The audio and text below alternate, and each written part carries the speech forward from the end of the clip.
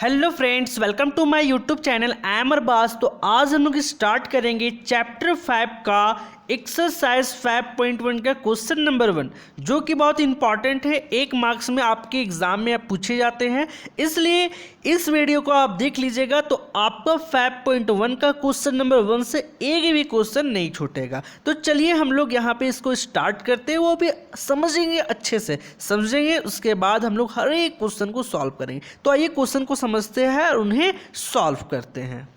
Question कह रहा है which of the following statements are true and which are false.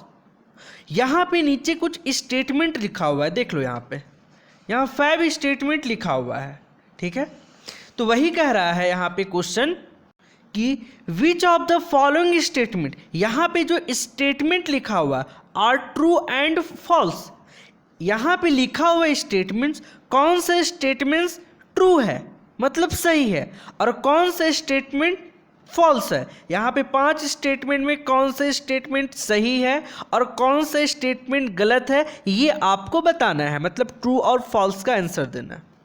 Give reasons for your answer, और एक important बात ये कहा है give reasons for your answer. That means अगर यहाँ पे लिखा हुआ स्टेटमेंट्स अगर ट्रू है तो वो क्यों है और फॉल्स है तो क्यों है, उसको रीजन के साथ आंसर देना। वही कह रहा है give reason for your answer. तो चलिए एक एक करके हम लोग ट्रू और फॉल्स बताएंगे, और अगर ट्रू होगा तो क्यों होगा उसका रीजन भी देंगे, और फॉल्स होगा तो क्यों होगा उसका भी रीजन देंगे। तो चलिए सबसे फर्स्ट क्वेश्चन को करते हैं, फर्स्ट का फर्स्ट। तो फर्स्ट स्टेटमेंट कह रहा है only one line can pass through a single point. क्या एक सिंगल पॉइंट से, देख लो यहाँ पे एक सिंगल पॉइंट है, कह रहा है क्या एक सिंगल पॉइंट सिंगल पॉइंट से, एक सिंगल पॉइंट से ओनली वन, सिर्फ एक ही लाइन पास कर सकता है। ओनली वन लाइन, सिर्फ और सिर्फ एक लाइन कैन पास थ्रू, एक लाइन पास कर सकता है a single point, single point से सिर्फ एक ही लाइन पास कर सकता है। और हमने पढ़ा कि हमने क्या बताया था आपको इंट्रोडक्शन वीडियो में कि सिंगल पॉइंट से इनफाइनाइट मेनी लाइन पास कर सकते हैं। देखो एक सिंगल पॉइंट था, एक लाइन पास करा, इसी सिंगल पॉइंट से दूसरा लाइन पास करा, इसी सिंगल पॉइंट से थर्ड लाइन, और इसी तरह आप इनफाइनाइट मेनी लाइन पास करवा सकते हो। तो ये स्टेटमेंट जो लिखा है only one line can pass through a single point, कि एक पॉइंट से सिर्फ और सिर्फ एक ही लाइन पास कर सकता है, तो ये स्टेटमेंट फॉल्स है। तो इसका आंसर हम लोग रीजन के साथ लिखते हैं। तो वही हमने राइट करा, ये स्टेटमेंट्स फॉल्स है, फॉल्स बिकॉज इनफाइनाइट, क्योंकि इनफाइनाइट मतलब होता है अनगिनत, या इनफाइनाइट को ही कह सकते हैं काउंटलेस, अनगिनत। बिकॉज इनफाइनाइट लाइन, अनगिनत line can pass through a single point, एक पॉइंट से इनफाइनाइट अनगिनत लाइन पास कर सकते हैं। आइए हम लोग सेकेंड क्वेश्चन को करते हैं। सेकेंड क्वेश्चन कह रहा है there are an infinite number of lines which pass through 2 distinct point. मतलब कह रहा है 2 डिस्टिंक्ट, मतलब 2 अलग अलग पॉइंट मैंने लिया, एक पॉइंट लिया P, एक पॉइंट लिया है Q। 2 अलग अलग पॉइंट से, 2 अलग अलग पॉइंट से इनफाइनाइट नंबर ऑफ लाइन पास कर सकता है। एक पॉइंट ये है, एक पॉइंट ये है, 2 पॉइंट से कितने लाइन पास कर सकते हैं। तो देखो 2 लाइन से सिर्फ और सिर्फ एक ही लाइन पास कर सकते हैं, जिसको हम लोग लाइन सेगमेंट कहते हैं। और यहाँ पे क्वेश्चन में कह रहा है कि एक मतलब 2 डिफरेंट पॉइंट से, एक पॉइंट ये है और ये है ना, इनफाइनाइट नंबर ऑफ लाइन पास कर सकते हैं। तो ये स्टेटमेंट फॉल्स है ना, फॉल्स है कि नहीं। देखो there are an infinite number of line, अनगिनत line which pass through, pass करेगा 2 डिस्टिंक्ट पॉइंट, 2 अलग अलग पॉइंट से इनफाइनाइट अनगिनत लाइन पास कर सकता है, जो कि फॉल्स है। 2 पॉइंट से, दुनिया का कोई भी 2 पॉइंट लो, उससे बस सिंगल ओनली वन ही लाइन पास कर सकता है। तो चलिए इसका आंसर लिखते हैं फॉल्स, वो भी क्यों रीजन के साथ। तो वही हमने राइट करा है फॉल्स, ये स्टेटमेंट फॉल्स है because one and only one, सिर्फ और सिर्फ एक है ना, वन एंड ओनली वन, सिर्फ और सिर्फ एक ही line which pass through 2 distinct point, 2 अलग अलग पॉइंट से सिर्फ और सिर्फ एक ही लाइन पास कर सकता है ना। तो ये स्टेटमेंट जो बोला था कि इनफाइनाइट नंबर ऑफ लाइन पास करेगा, वो फॉल्स है। आइए थर्ड क्वेश्चन को हम लोग देखते हैं। A terminated line can be produce indefinitely on both side. मतलब कह रहा है a terminated line or terminated line का मतलब होता है सर लाइन सेगमेंट, है ना। कह रहा है आर टर्मिनेटेड लाइन एक लाइन सेगमेंट है, मतलब एक लाइन सेगमेंट मैं बनाकर बताता हूं। जैसे कि यहाँ दिख रहा होगा कि PQ एक टर्मिनेटेड लाइन है, या इसी को कह सकते हैं लाइन सेगमेंट है। अब कह रहा है terminated line can be produce indefinitely on both side. Both side का मतलब होता है एक ये साइड से और एक ये साइड से, दोनों साइड से इनडिफिनिटली आगे हम लोग बढ़ा सकते हैं, है ना। एक शांत लाइन को हम लोग आगे इनफाइनाइट तक बढ़ा सकते हैं दोनों तरफ से। हाँ, ये स्टेटमेंट सही है। क्यों? क्योंकि ये यूक्लिड का सेकेंड पोस्टुलेट है। जैसे कि मैंने आपको बताया था, देखिए यहाँ पे सेकेंड पोस्टुलेट, यूक्लिड का पोस्टुलेट इंट्रोडक्शन वीडियो में बताया था ना। आर टर्मिनेटेड लाइन, या इसी को कहते हैं line segment, can be produce इंडेफिनिटली, है ना। दोनों तरफ से हम लोग एक टर्मिनेटेड रुका हुआ लाइन को, लाइन सेगमेंट को दोनों साइड से आगे इनफाइनाइट तक बढ़ा सकते हैं। तो ये स्टेटमेंट एकदम पोस्टुलेट का ही यहाँ चिपका दिया गया है। तो ये स्टेटमेंट ट्रू है। तो इसका डायरेक्ट यहाँ पे रीज़न क्या लिखेंगे? रीज़न नहीं लिखना, डायरेक्ट इसका आंसर होगा ट्रू, क्योंकि ये हमारा पोस्टुलेट ही है और इसका कोई रीज़न देने की ज़रूरत नहीं होती है। तो इसका आंसर मैंने लिखा है ट्रू, ये एकदम बिल्कुल आंसर ट्रू है। हमारा fourth question, if two circle are equal then their radii are equal. कह रहा है दो सर्कल अगर आपस में इक्वल हो तो उनके रेडियस भी आपस में इक्वल होंगे। इसको मैं एक फिगर से समझाता हूँ।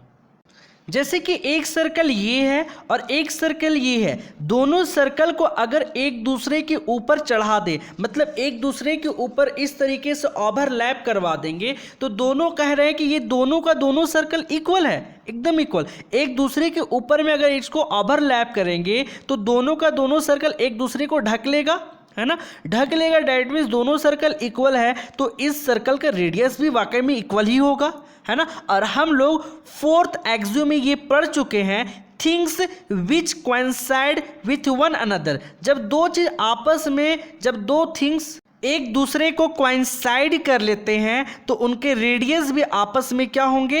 इक्वल होंगे। ये कह सकते हैं, या फिर ये कह सकते हैं अगर मान लो जो एरिया इस सर्कल का होगा, है ना, एरिया निकालते हैं हम लोग, एरिया का फॉर्मूला क्या होता है सर्कल का? पाई आर स्क्वायर। जो इस सर्कल का एरिया निकालेंगे और इस सर्कल का भी एरिया निकालेंगे, दोनों सर्कल का एरिया किस पे डिपेंड करता है? रेडियस पे। दोनों का रेडियस सेम ही होगा, जो एरिया इसका होगा वही एरिया इसका होगा। डैट मीन्स दोनों का रेडियस भी क्या होगा? इक्वल होगा, क्योंकि दोनों का रेडियस दोनों के एरिया पे डिपेंड कर रहा है। मतलब कि एरिया किससे निकलेगा? रेडियस पे। तो दोनों का रेडियस जब इक्वल है तो सर्कल भी क्या होगा? ऑटोमेटिक इक्वल ही होगा। तो ये जो स्टेटमेंट है, if two circle are equal, अगर दो सर्कल आपस में इक्वल हो then their radii are equal, तो उसके रेडियस भी इक्वल होंगे। तो ये स्टेटमेंट बिल्कुल ट्रू है। चलिए इसका रीजन देकर आंसर लिखते हैं। तो वही हमने लिखा है ट्रू, ये स्टेटमेंट बिल्कुल सही है। टू सर्कल कोइंसाइड, अगर दो सर्कल एक दूसरे को कोइंसाइड करे विथ ईच अदर, देन दो सर्कल आपस में एक दूसरे के ऊपर कोइंसाइड कर ले, ओवरलैप कर ले, तो देन रेडियस आर इक्वल, तो इसके रेडियस भी क्या होंगे? इक्वल होंगे। या फिर इसी का एक और आंसर हो सकता है, दोनों में से कोई भी। ट्रू, ये स्टेटमेंट बिल्कुल ट्रू है, बिकॉज एरिया, क्योंकि इन दोनों सर्कल के एरिया जो डिपेंड करता है, depend on radii of circle, circle के रेडियस पे, है ना। तो ये आपका ये फोर्थ कंप्लीट होता है। आइए हम लोग लास्ट स्टेटमेंट को देखते हैं। अब हम लोग लास्ट स्टेटमेंट देखते हैं इन फिगर 5.9। ये फिगर 5.9 यहाँ पे बना हुआ है। If A B equal P Q, A B जो है वो पी क्यू के इक्वल है, एंड पी क्यू, ये पी क्यू जो है इस एक्स वाई की इक्वल है। ए बी पी क्यू की इक्वल है और फिर and P Q equal to X Y, then A B equal to X Y. तो क्या ए बी एक्स वाई के इक्वल है? आइए इसको अच्छे से डिटेल से समझते हैं।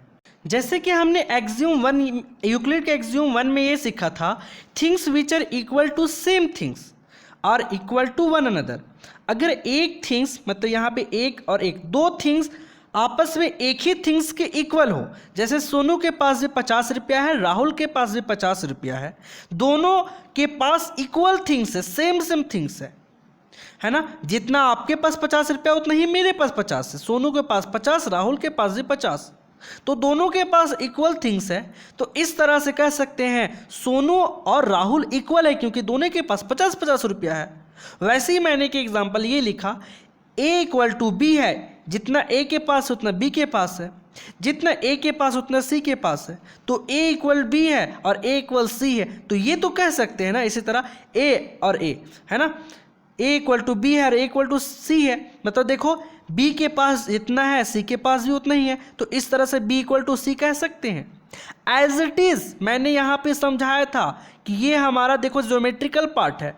ए बी लाइन अगर पी क्यू के इक्वल हो और B C line P Q के इक्वल है, देखो यहाँ पे ए बी के पास जितना है बी सी के पास भी उतना ही है, तो ये दोनों सेम है, तो ए बी इक्वल टू क्या होगा बी सी, यही फर्स्ट एक्सियोम कहता है। तो ये हमारा जो क्वेश्चन है ये फर्स्ट एक्सियोम का। जैसे देखो यहाँ पे इसको मैं समझाता हूँ, A B equal to P Q लिखा हुआ है, ए बी इक्वल टू क्या है पी क्यू है, A B line P Q की इक्वल है, A B line P Q की इक्वल है, एंड पी क्यू मैं यहाँ पे लिखता हूँ P Q equal to X Y है। मैं पहले इसको एक्स वाई को ये साइड लिखता हूँ, X Y equal to P Q, order change करने से कोई प्रॉब्लम नहीं होगा। पी क्यू क्या इक्वल टू एक्स वाई, तो वही लिखा पी क्यू इक्वल टू क्या है एक्स वाई। अब देखो A B equal to P Q है, ए बी के पास भी पी क्यू है और एक्स वाई के पास भी पी क्यू है। जब दो थिंग्स के पास सेम थिंग्स हो, इक्वल थिंग्स हो, तो ये दोनों आपस में क्या होंगे इक्वल, तो देयरफॉर लिख सकते हैं ए बी इक्वल टू क्या हो गया एक्स वाई, है ना, क्योंकि ए बी के पास भी पी क्यू है, एक्स वाई के पास भी पी क्यू है, तो A B equal to X Y, जो कि यहाँ पे कह रहा है ए बी इक्वल टू क्या है एक्स वाई है। अगर मान ले ये 4 सेंटीमीटर है और ये भी 4 सेंटीमीटर है, ये भी 4 और ये भी 4 है ना, ये 4 सेंटीमीटर है और ये भी 4, तो ए बी के पास A B equal to P Q, ये भी 4 सेंटीमीटर और ये भी 4 सेंटीमीटर है, और पी क्यू भी 4 सेंटीमीटर, तो ऑटोमेटिक एक्स वाई भी क्या होगा 4 सेंटीमीटर होगा। तो इस तरह से ए बी और एक्स वाई भी 4 सेंटीमीटर, जो कि आपको एकदम यहाँ रियली दिख रहा है। मैं 2 एग्जांपल देकर आपको समझाने का कोशिश किया है ना, ये स्टेटमेंट बिल्कुल ट्रू है। चलिए इसका आंसर रीजन के साथ लिखते हैं, तो वही हमने लिखा ट्रू, ये स्टेटमेंट ट्रू है बाय एक्सियोम के अकॉर्डिंग दैट टू थिंग्स, अगर दो थिंग्स आपस में two things are equal to third, दो थिंग्स थर्ड के इक्वल हो, then they are equal to each other, तो ये एक दूसरे के भी क्या होते हैं इक्वल होते हैं। तो ये स्टेटमेंट बिल्कुल ट्रू है। आई होप ये वीडियो आपको अच्छे से समझ में आया होगा। अगर अभी भी कहीं डाउट है तो प्लीज़ कमेंट सेक्शन में कमेंट ज़रूर करें, मैं आपका रिप्लाई बिल्कुल दूंगा। Thank you.